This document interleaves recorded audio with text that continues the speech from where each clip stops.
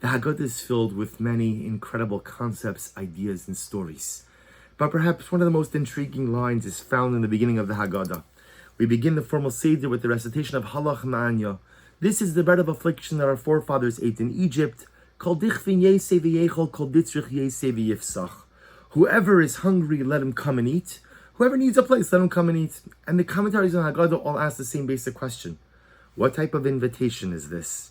Remember, again, it's very nice that you're inviting guests. Hachnasas Archim is absolutely beautiful. But remember, you've already started the Seder. If this was a true invitation, you should have done it before Kiddush. Kiddush, remember, has already been made. Kiddush is the first of the 4 cups. Furthermore, where are you making this statement? Inside your dining room, where you're having your Seder with the guests that you've already presumably invited. So who are you talking to when you say, whoever needs a place, let him come and eat? And Rabbi Jonathan Sachs, in his commentary on the Haggadah, quotes a beautiful passage, a meaningful passage from the great author and survivor Primo Levi. And he writes in his book, If This Is a Man, he describes that when Auschwitz, in the end of the war, as the Russians were advancing, the Nazis, Yamach Shem V'Zichram, just picked up and left. They just left. And he said that the survivors who were left, they were overwhelmed by the enormity, having for the first time the ability to process what had occurred. Now the Nazis were gone, the Russians didn't yet come, and so Mr. Levy describes just the scene of the survivors' skeletons just wandering around the camp aimlessly. See, he describes how him and a few other survivors got together, and they sat down in an abandoned warehouse, and they decided to light a fire to create a little bit of heat. Well, Mr. Levy and a couple of the other survivors realized that there were some broken windows, and they set out to repair the windows to keep the heat in. Everyone's sitting around the fire.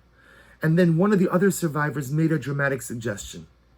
He says, we should all give a little bit of our bread to the 3 men, to the 3 guys who worked a little extra harder to repair the windows.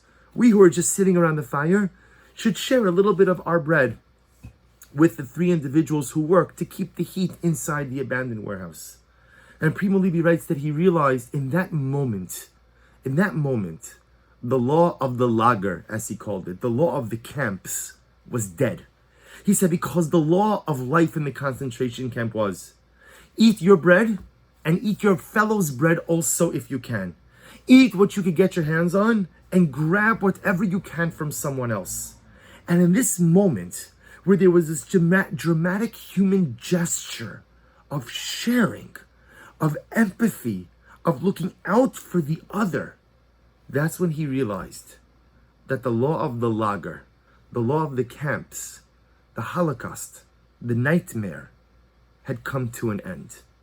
And Rabbi Sachs goes on to explain so beautifully that on the night of Pesach and in these days leading up to Pesach, we celebrate our newfound freedom.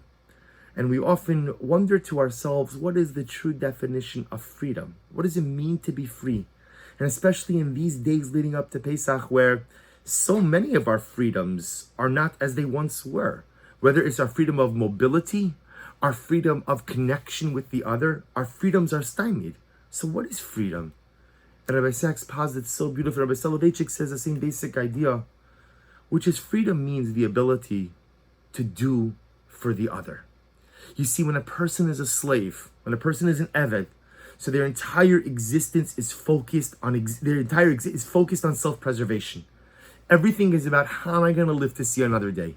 Every day is about how I am going to survive. It's all about me, and understandably so.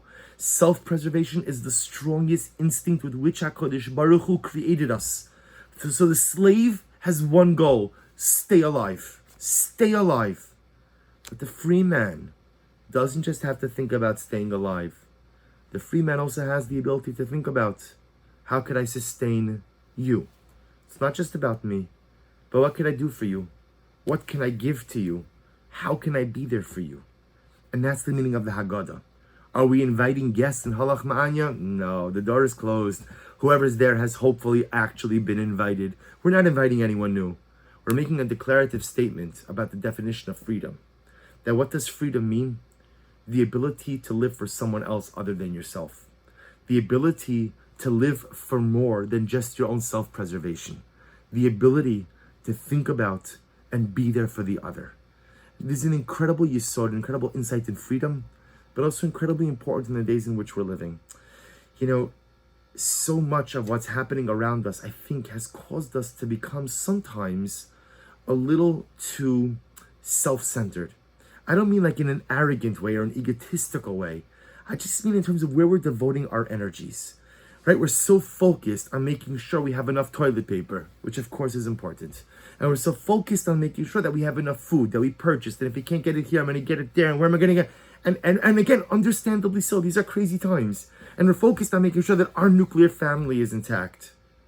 But when you do that, when all you do in life is focus on yourself and focus on your own, focus on your mishpacha, then you're an eved, then you're a slave. Because that's what a slave does. A slave says, I look out for me, I look out for my own. Everyone else, the law of the lager, right? Take care of yourselves. But freedom means the ability that even when you're undergoing challenges, to think beyond yourself, to contemplate and to empathize with the needs of the other. So during these days, as we lead up to Pesach, as we lead up to the Yom Tov of freedom, even though sometimes it feels like we're not so free, we're not as free as we used to be, but there are so many ways in which we can exercise true freedom. Do one thing a day for someone else.